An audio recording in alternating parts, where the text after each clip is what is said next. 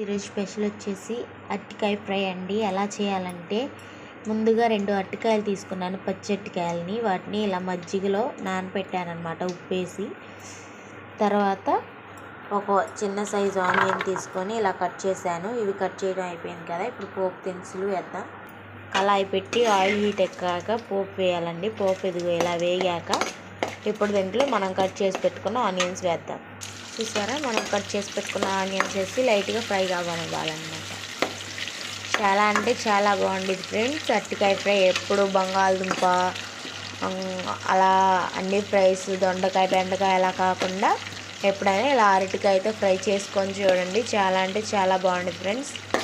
నా ఛానల్ కనుక మొదటిసారి చూస్తున్నట్లయితే లైక్ చేయండి, షేర్ చేయండి, సబ్స్క్రైబ్ చేయండి. ఇది అనేది కొంచెం వేగనిద్దాం. ఆనియన్స్ ఫ్రై అయ్యేసరికి మనం కారం వేసుకుందాం. ఎండు కొబ్బరి, ఎండు మిరపకాయలు ఒక 10 వేసుకున్నాను. మీకు కారం ఎంత కావాలంటే అంత వేసుకోవచ్చు. నేనైతే ఒక 12 ఎండు మిరపకాయలు వేసుకున్నాను. 6-7 వెల్లుల్లి రెమ్మలు వేసుకున్నాను. 1 స్పూన్ ధనియాలు వేసి, మీ దగ్గర నువ్వులు ఉంటే 1 టేబుల్ స్పూన్ నువ్వులు వేసుకోవచ్చు. నాకైతే నువ్వులు ఇంట్రెస్ట్ లేదు కాబట్టి నేను నువ్వులు వేయట్లేదు. వీటిని మెత్తగా గ్రైండ్ చేసుకోవాలి.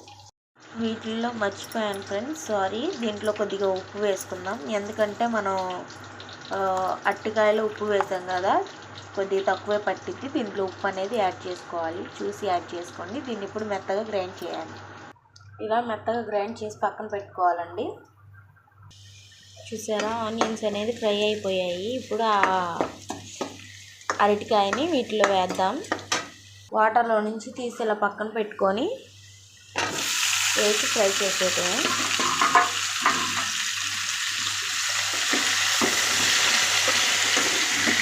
మొత్తం ఒకసారి బాగా కలపాలి.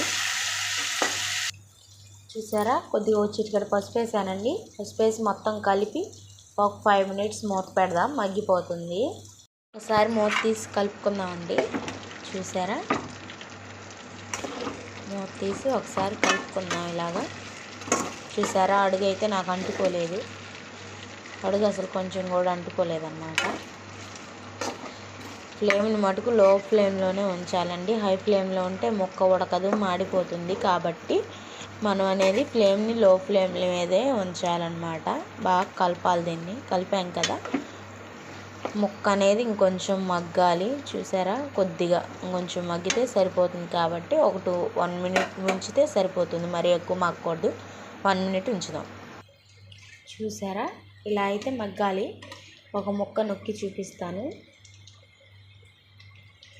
ఇలా మగ్గితే సరిపోతుంది. ఇప్పుడు మనం వేసి పెట్టుకున్నాం కదండి కారం, ఇది గిన్నెలో పెట్టుకున్నాను నేను. ఇలాగా మొత్తం వేసేయాలి. మనం వేసుకుంది కరెక్ట్ మెజర్మెంట్తో వేసాం కాబట్టి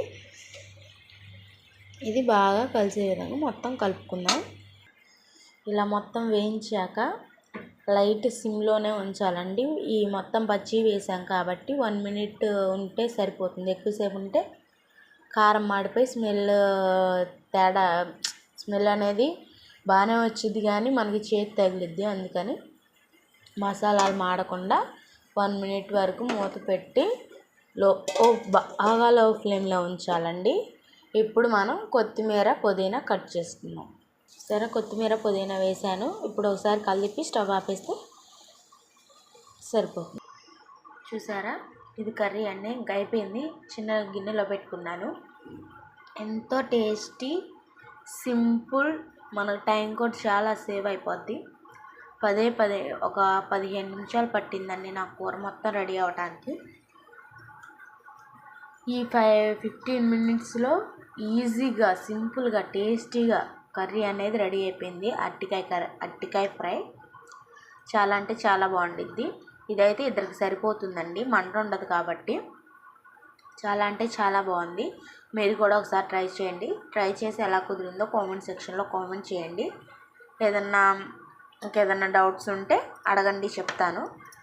చూసారా ఎంత బాగుందో. ఇది సాంబార్లోకి కానీ, రైస్లోకి కానీ, పప్పులో సైడ్ డిష్గా కూడా యూజ్ చేసుకోవచ్చు. లేకపోతే వేడి అన్నంలో అయినా తినవచ్చు. సూపర్గా ఉండిద్ది. మీరు కూడా ఒకసారి ట్రై చేసి చూడండి.